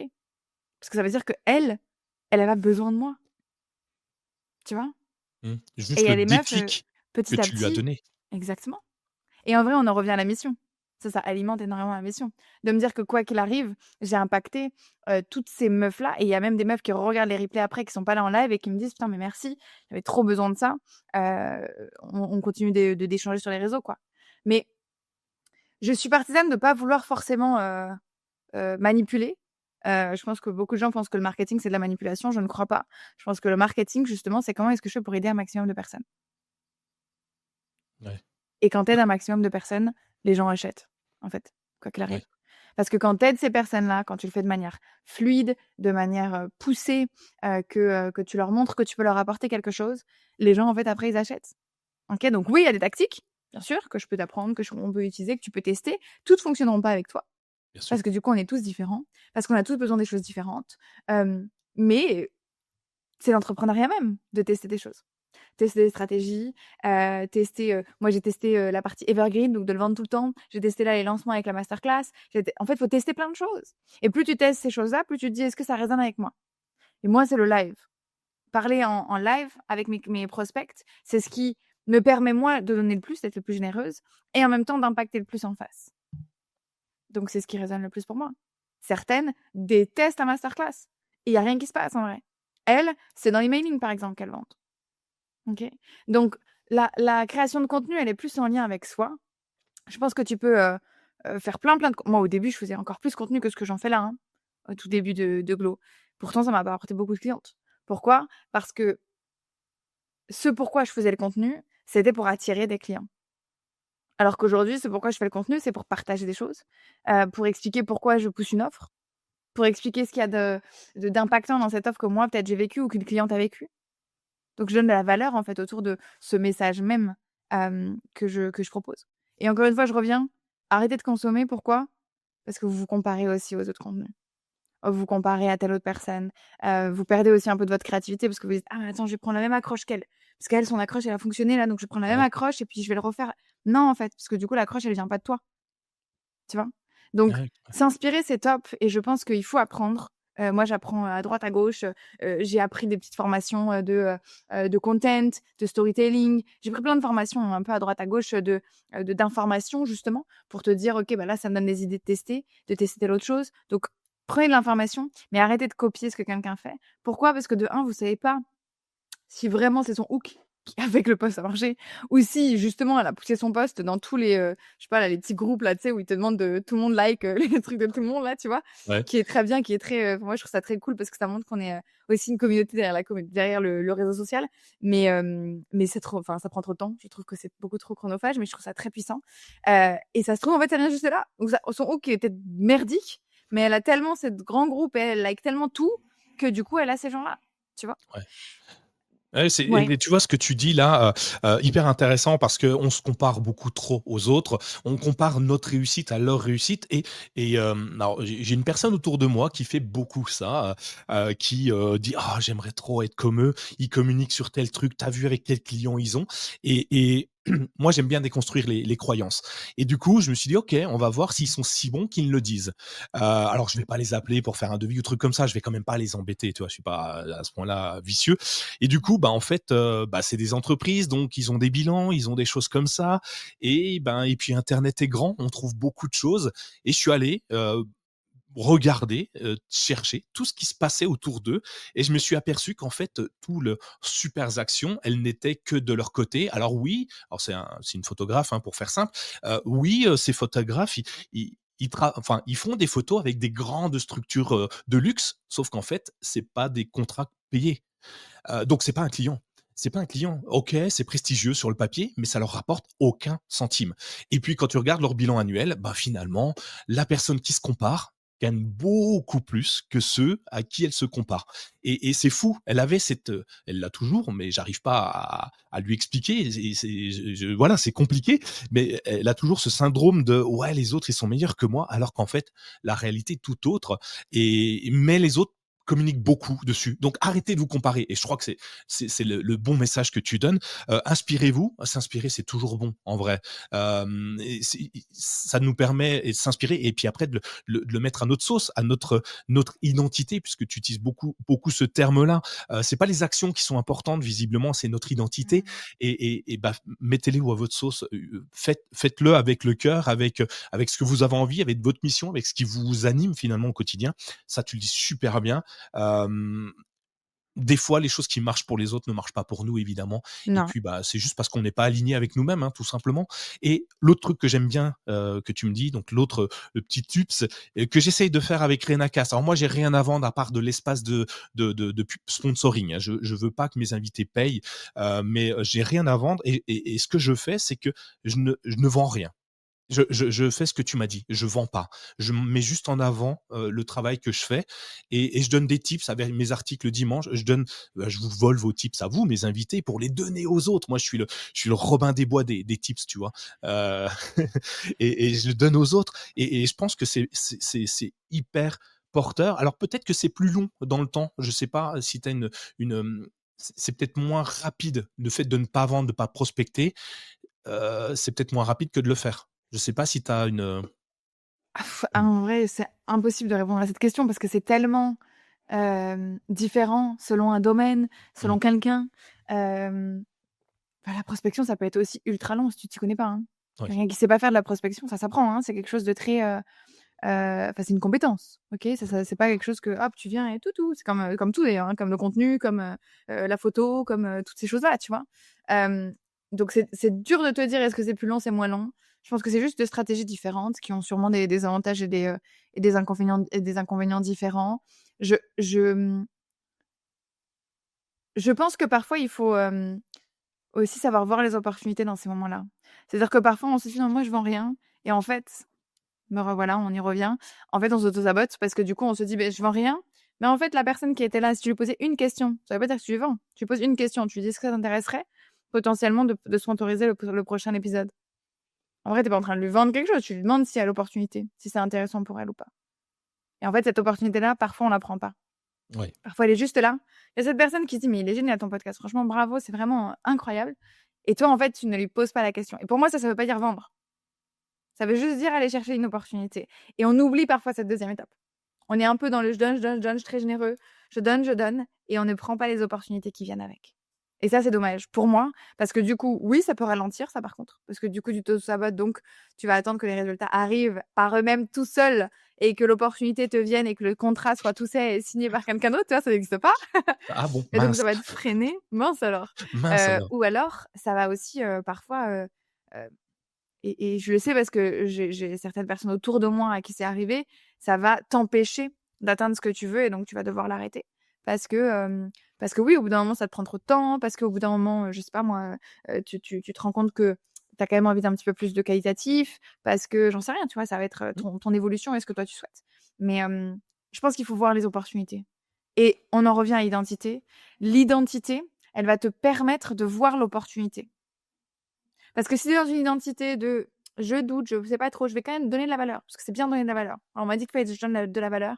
Donc, mon identité, elle donne de la valeur. Voilà, j'ai une identité qui donne beaucoup de valeur, qui apporte beaucoup. Mais si tu as pas une identité qui aussi sait recevoir, en fait, tu perds tout. On revient à la notion de binaire, hein. ouais. Quand tu donnes, il faut que tu reçoives. Toujours. Ça va dans Ouais. les 2 sens.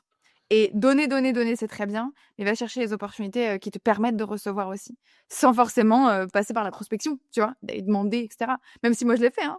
Moi je l'ai fait aussi en B2B de la prospection, ça m'a permis d'avoir des contrats, pas le meilleur contrat que j'ai eu d'ailleurs, mais des contrats quand même, qui m'ont permis d'alimenter, qui ont permis de faire des ateliers de visualisation, dans des équipes qui étaient, géniales. D'ailleurs, au-delà du prix, j'ai passé des très bons moments à faire ces ateliers-là. Hem, mais parce que parce que j'ai choisi que c'était une opportunité pour moi à ce moment-là.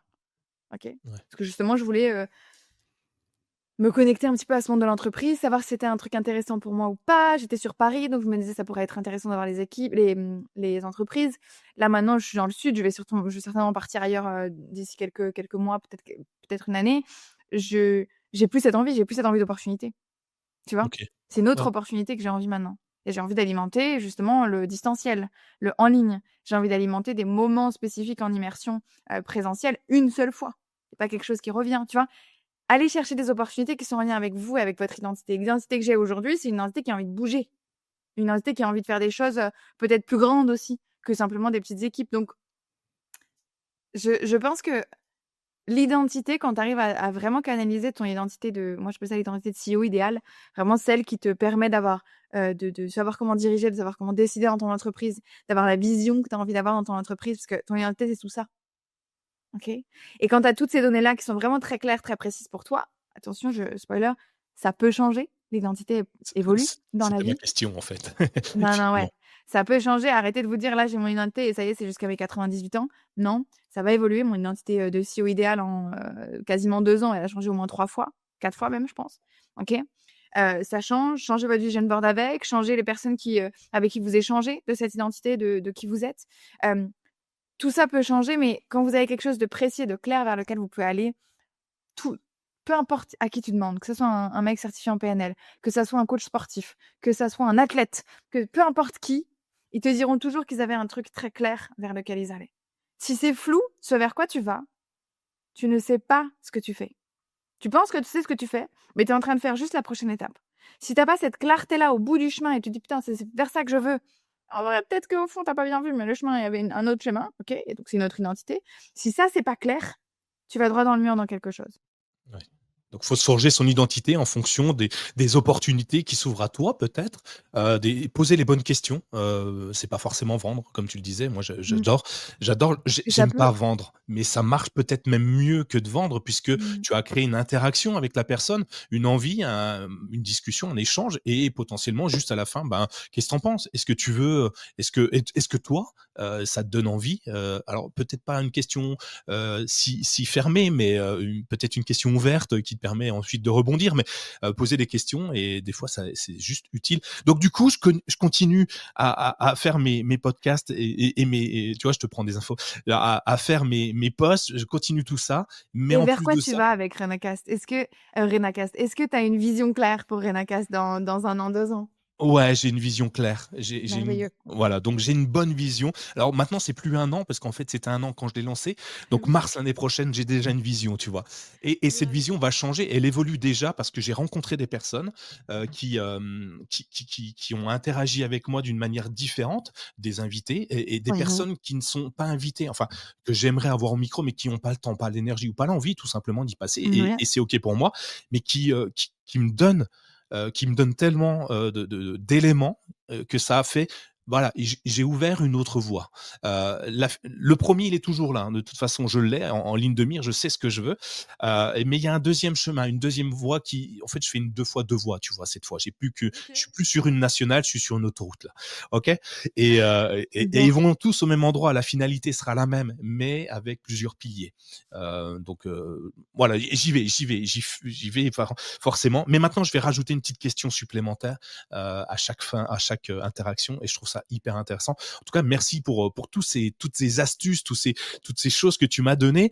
Si on devait, si tu devais, par exemple, si une personne qui avait les mêmes capacités que toi, qui avait l'envie de créer ou de faire évoluer son business, tu as le syndrome du bon élève, qui sait tout sur tout, qui est toujours moi, oh, c'est moi, j'ai la réponse, mais qui finalement, c'est une petite joueuse, tu vois, la personne, elle est, ouais, elle Mmh. va, le petit tout le temps, tu vois, j'ai envie de le, bref, quelle est la question, peut-être une seule question qu'elle doit oser se poser pour pouvoir amorcer un déclic et aller chercher peut-être son but ultime. Elle a déjà conscience qu'elle joue petit? Est-ce que comme moi, elle savait déjà au fond qu'elle jouait petit? Pas forcément. Pas Mmh. forcément parce que beaucoup ont l'impression d'être grands, mais finalement voient petit. Ouais. La 1re question, si elle se rend pas compte, qu'elle joue petit, hem, c'est d'aller chercher quelle autorisation elle a besoin. Parce que très souvent, quand on joue petit, c'est parce qu'on attend l'autorisation extérieure. On attend qu'il y ait une autorisation de quelqu'un, de quelque chose, de quelqu'un qui est déjà passé par là, de ses parents, de son mari, ou de son chéri, ou de sa chérie. Hem, Très souvent, c'est parce qu'on est en attente de quelque chose et donc on veut pas accepter qu'on joue petit maintenant parce que du coup, ça voudrait dire qu'on n'est pas aux manettes de notre vie et personne accepte. Personne n'accepte de se dire qu'il est pas aux manettes de sa vie. On n'aime pas ça et pourtant 99 de la population n'est pas aux manettes de sa vie. OK. Et même moi aujourd'hui, il y a plein d'aspects de ma vie dans lesquels je suis pas aux manettes. OK. Il y en a plein où c'est vraiment je suis focus, donc je suis aux manettes, mais parce que je place mon focus dessus. Donc la première question, ça serait vraiment cette notion d'autorité. Si elle se rend pas compte qu'elle joue petite. Si elle joue petite, mais qu'elle veut faire plus grand et qu'elle a peur, elle est freinée et qu'elle se sent peut-être, mal à l'aise face à l'échec parce que si tu sais que tu joues petit mais que tu oses pas y aller, c'est souvent que tu as peur de l'échec, tu as peur d'être rejeté, tu as peur, de pas être à la hauteur du regard des autres. Donc il y a souvent ces peurs-là qui reviennent et qui te bloquent. Hem, je sais pas si ça serait une question, ce serait plus un conseil, hem, de la pousser à écrire ses peurs. Chaque jour, Mmh. lève-toi ou couche-toi, parce que du coup, tu as toute ta journée qui peut te pousser à écrire dessus et et note ce qui t'a fait peur. Note ce que tu as pas osé mettre en place parce que X ou Mmh. Y. Note-le. Le journaling, c'est un outil que j'utilise énormément avec mes Glow Queens. Hem, je les pousse à écrire quand on est en coaching, je les pousse à écrire quand, elles sortent de visualisation avec moi, mais je les pousse aussi à écrire dans leur quotidien, en dehors de nos sessions. Hem, Parce que quand tu écris quelque chose, il y a un peu un truc de tu sais, ton stylo, il laisse une trace, tu vois? Mmh. Et cette trace, ça peut te libérer de certaines peurs. Et donc en fait, le fait de les noter, rien que parfois le fait de les noter et de les conscientiser, de te dire: «Putain, j'avoue, j'ai peur de ce que mon père va dire, quoi». Typique, moi, licenciement, je me suis retrouvée au chômage. Enfin, dans ma famille, c'était pas possible ça, tu vois? Oui. Tu sais, on est méritocratie à fond, genre, tu de l'argent parce que tu taffes, quoi.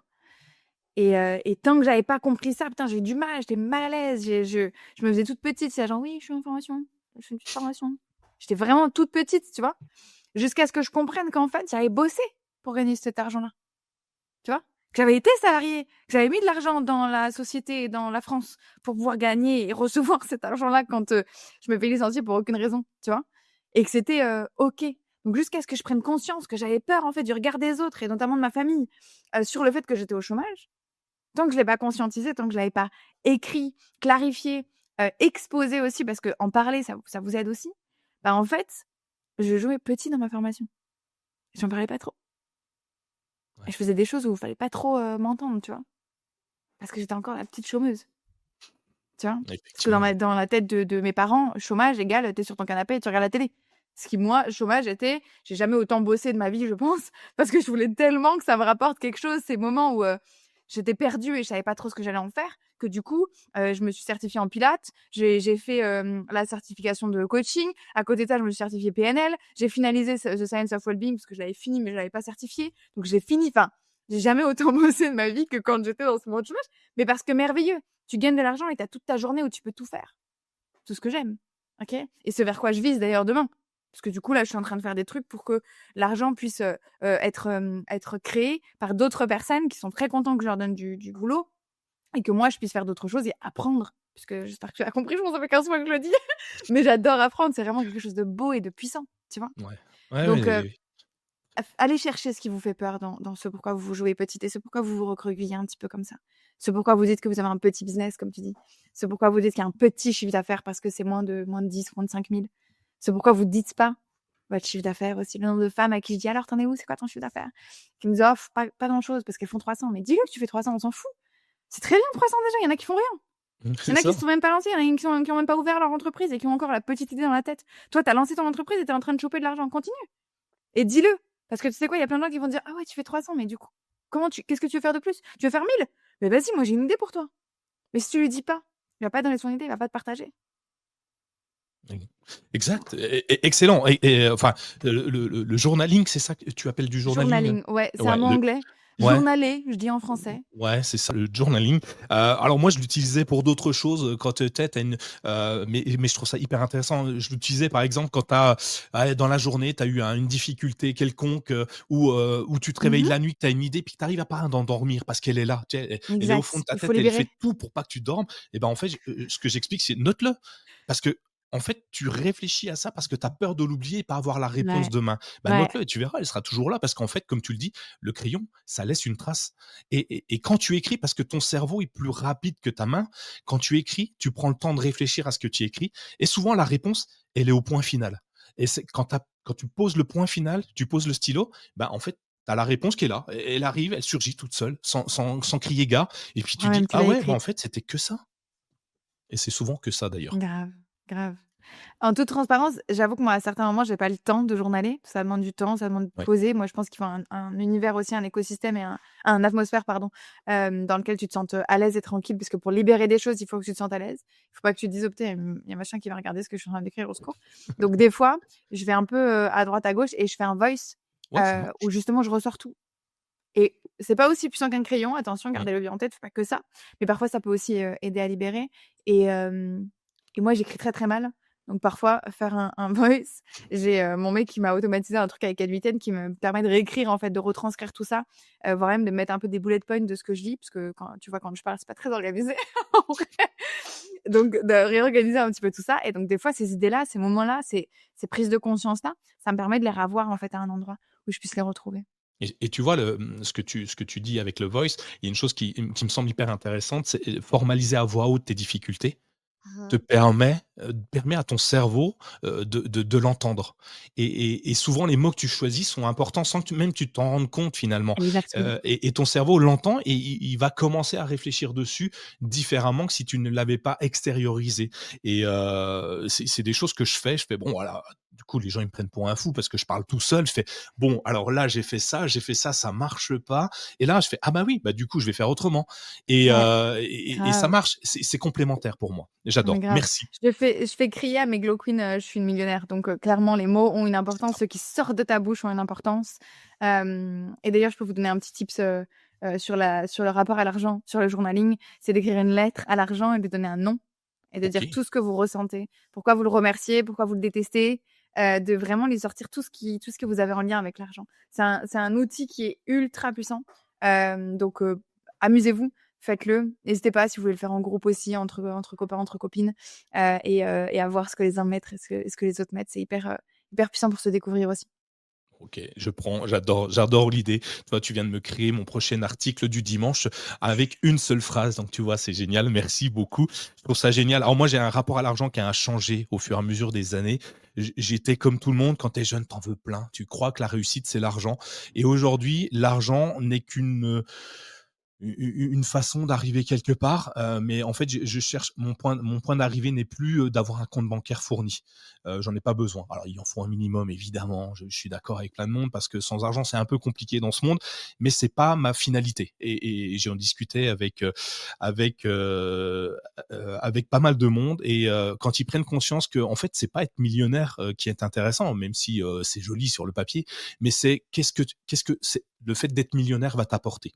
Et et Exactement. et une fois qu'ils ont Qu'est-ce que tu compris ça, recherches? ouais, Qu'est-ce que tu recherches derrière le mignon? c'est ça, exactement, j'adore. Merci.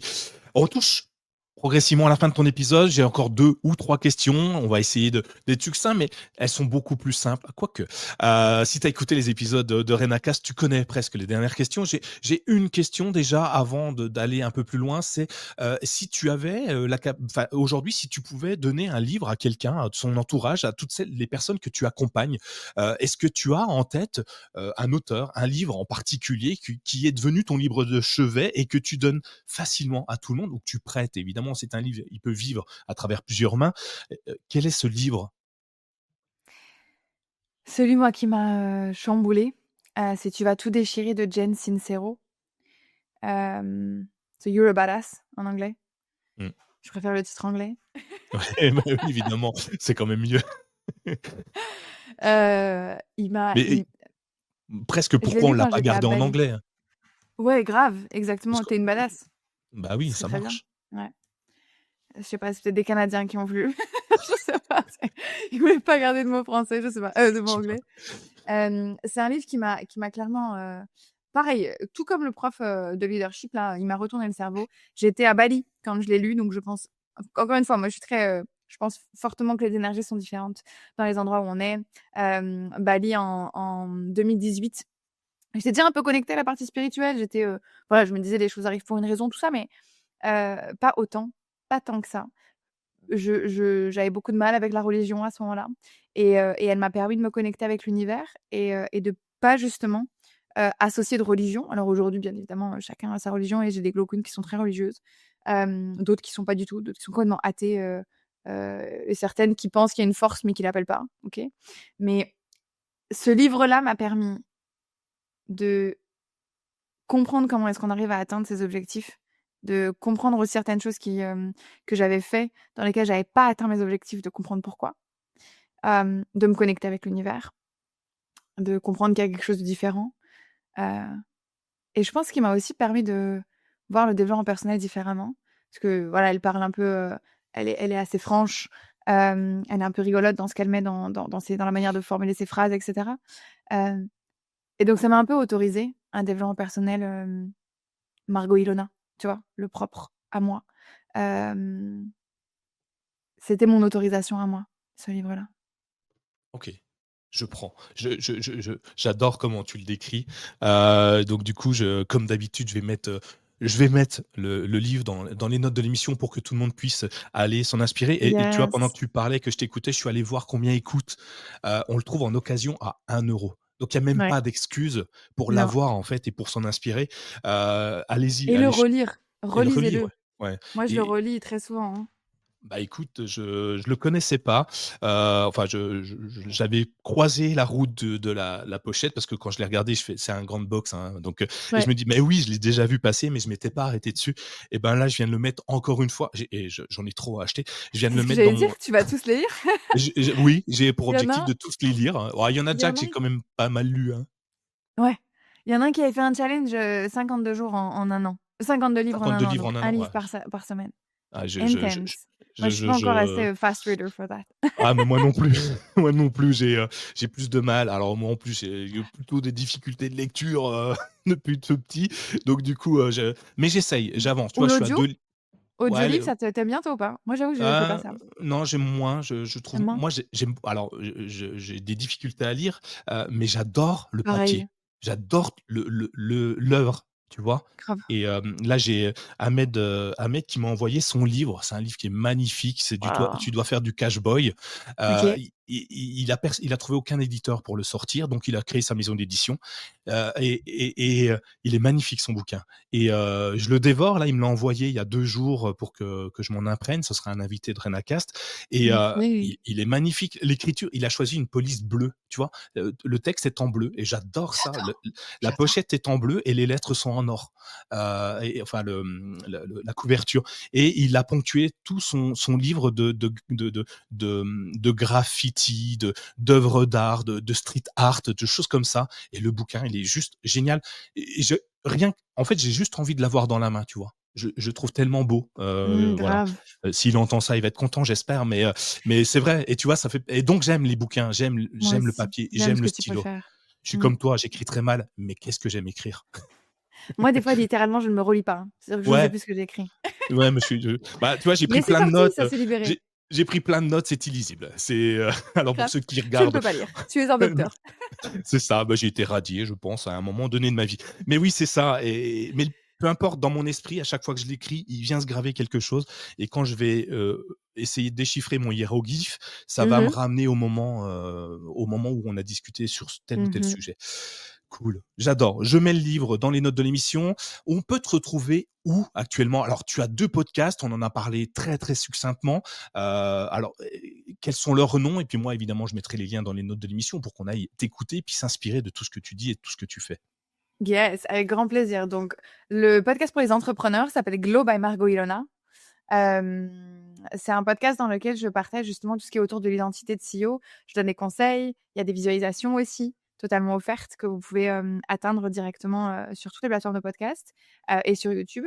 Et le 2 donc ça c'est, vraiment pour toutes les femmes entrepreneurs. Moi je parle davantage aux femmes qui ont une offre de service, mais quand on parle d'identité, en vrai, ça fonctionne pour toutes les femmes entrepreneurs. OK? C'est mes offres sont plus orientées aux offres de service. Le deuxième s'appelle Beyond the Role.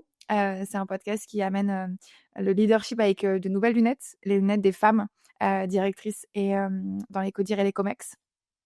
Je suis hyper fière, de ce podcast-là. Je vais poster là, le dernier épisode de la saison 1. Je suis juste tellement fière d'avoir eu toutes ces femmes avec qui j'ai échangé. C'est beaucoup tourné autour du leadership. Au début, on parlait beaucoup de stéréotypes, c'est quelque chose qui revenait souvent, donc je m'en suis rendu compte. Et c'est assez marrant parce que en fait, j'avais un peu l'impression que du coup, on parlait toujours un peu du même sujet. Donc vous verrez que les 3-4 premiers épisodes sont, vraiment orientés sur ça et donc c'est bien, ça débloque. Voilà, plein de choses qui sortent. Et après, il est beaucoup plus orienté sur le leadership, des tips de leadership, des tips de comment, être une meilleure leader, des tips de comment, gérer les crises, des tips sur, comment, échanger, des tips sur comment faire, partie du coup de ces réunions-là, qui sont un peu des réunions, secrètes. Tu sais, on est toujours, là, ils sont dans le COMEX, voilà, le COMEX est en cours, avec des informations sur comment ça se passe à l'intérieur, sur comment convaincre. Donc voilà, il y a vraiment tout un écosystème, autour de ce milieu-là qui est pour moi très important parce qu'on en revient avec la mission du pouvoir des femmes. Et après pour me retrouver moi personnellement, donc on en a parlé, LinkedIn, Margot Ilona Le Touche, Instagram, Glow Margot Ilona. Très souvent, si vous mettez Margot Ilona, vous trouverez des informations. C'est pas un prénom qui est très répandu. Ouais. Quand on s'est rencontrés la première fois, tu m'as dit que tu tenais absolument à ce qu'on ait bien Margot Ilona, parce que tu le dis, certains t'appellent uniquement Margot et ça t'exaspère, je pense. En même temps, c'est pas ton nom, enfin c'est pas ton prénom, donc du coup c'est normal. Mais du coup, tu vois, ça crée ton identité. Tu es la seule, Oui, en tout cas dans mes connaissances, à porter ce prénom-là. Et rien qu'au départ, tes parents avaient choisi que tu sois différente finalement, ouais, que tu aies ta propre identité. Et je trouve ça génial, finalement, ouais. En d'être. toute transparence, eux, ils ont dit: «Au pire, elle choisira un des 2».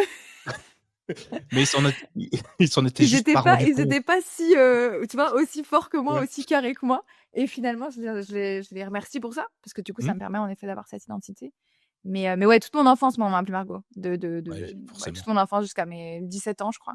Et à 17 ans, adolescence, j'ai pété un câble et j'ai dit: «That's gonna be Margot Ilona because that's my first name» et c'est tout. C'est tout, il y en Donc a ouais, pas maintenant d'autres. j'y tiens. J'y tiens et c'est ouais, ça fait partie de moi. Mmh. Mmh. Mais on a tendance à avoir tous des diminutifs. Imagine bien que Nicolas, on a perdu la dernière syllabe, toute ma vie, hein. Je sais pas comment je fais pour encore écrire la fin de mon prénom, hein. Donc je te rassure. Enfin voilà quoi. Merci Pareil. beaucoup. J'ai une dernière question et après je te laisse vaquer à tes occupations, peut-être un week-end, je ne sais pas. Je sais que tu t'es levé tard ce matin, que tu as profité, et tu nous l'as dit, peut-être non, avant l'enregistrement. Dernière question, si tu avais la capacité, la possibilité de revenir dans le passé, très loin, 20 ans en arrière, et que tu tombais nez à nez avec toi-même, avec la petite Margot Ilona, qu'est-ce que tu lui dirais? Oh gosh, j'avais 10 ans. J'étais préparée à cette question, mais je me suis dit que j'allais pas la préparer. Tu sais, je la connais ta question, c'est celle que tu fais à Ah chaque oui. fois, mais je me suis dit que j'allais pas la préparer, et donc tu vois, j'avais même pas fait le calcul. De 30 moins 20. Donc j'avais 10 ans. À 10 ans, du coup, j'étais au collège. C'est une des pires périodes de ma vie, le collège. C'est là où je me suis fait humilier, moi. Hem, j'aurais dû j j'ai du mal parce qu'il y a une partie de moi qui a envie de lui dire, «T'en fais pas, ça va marcher, tout est temporaire» et j'y crois fortement que tout est temporaire. Hem, mais il y a une partie de moi aussi qui se dit elle aurait peut-être eu la possibilité de faire différemment elle, de pas juste attendre. Hem, donc je suis un petit peu, tu sais, tiraillée entre, est-ce que mon conseil, ça serait de lui dire, «Sors de là, parle-en à tes parents, change de collège, fais quelque chose, do something» et et la part de moi de ça t'a forgé, ça t'a appris. C'est aussi un petit peu pour ça que j'aime être mise en avant aujourd'hui. C'est grâce à cette petite Margot Ilona, hem, qui a été humiliée, mais qui du coup le montre, tu vois? Hem, je le dis, j'en parle, ça fait partie de mes conférences très souvent au début. Hem, c'est une partie de ma vie qui a été, ouais, qui m'a forgée, qui m'a donné aussi, ce courage, je pense, cette force d'esprit de faire les choses différemment. Donc du mal. Un peu la partie, tu sais, j'ai envie de te sortir de cet endroit et en même temps, je sais que c'est cet endroit qui te permet aussi derrière de, d'accomplir des choses. Donc la partie purement, rationnelle dirait, «Dis quelque chose au lieu d'être dans ton coin. Arrête de faire comme si, c'était normal». Et la partie un peu spirituelle, se dit que tout arrive pour une raison. Malheureusement, même les choses difficiles, même les choses où tu te sens, comme une merde, heu, elles arrivent aussi pour une raison et elles t'apportent quelque chose derrière. Et encore une fois, tout est temporaire. Ouais, tout est temporaire, effectivement. Et puis, ça forge, effectivement. Alors, c'est pas, ça ne justifie pas, mais ça forge le caractère, évidemment. Et bah, ça t'a aidé à avancer, en tout cas. Tu peut-être, enfin, ça fait partie de toi. Tu es aujourd'hui qui tu es parce que tu as franchi ces étapes. On est Exact. on est nombreux, nombreuses, à avoir eu des difficultés, avant, à un moment donné de sa vie et ouais, nickel. Je prends. Merci beaucoup, Margot Ilona. Avec plaisir. Merci à toi pour cet échange, Nicolas. Merci, à très bientôt. J'espère qu'on se recroisera, dans 2 ans peut-être, qui sait, pour échanger Grave, sur tes réussites, tes c'est évolutions, certain. t et au plaisir de se croiser, IRL, dans la vraie vie, pour échanger sur plein d'autres sujets. Merci beaucoup. Je vous souhaite à tous et à toutes, une super journée, une super soirée et puis, bah, réécoutez l'épisode, il y a plein de tips, c'est sûr et puis, ils vont tous vous aider à grandir, à trouver votre identité, à vous forger votre identité et puis, ouais, 300 balles de CA, c'est bien quand même. C'est un bon début, Grave, et puis grave. Célébrer, putain. voilà, tous les jours. Merci beaucoup, à très bientôt, bah, dans un prochain épisode de Renacast. Ciao, bye bye. Merci, bye. Si cet épisode vous a inspiré, ne le gardez pas pour vous. Partagez-le avec vos amis, votre famille, vos collègues, qui sait. Cela pourrait bien être le déclic dont ils ont besoin pour se lancer. Abonnez-vous dès maintenant sur votre application de podcast préférée et laissez-nous une note 5 étoiles ainsi qu'un commentaire. Votre soutien est essentiel pour faire grandir Renacast et continuer à donner la parole à celles et ceux qui ont osé. À très vite pour un nouvel épisode et surtout, osez passer à l'action.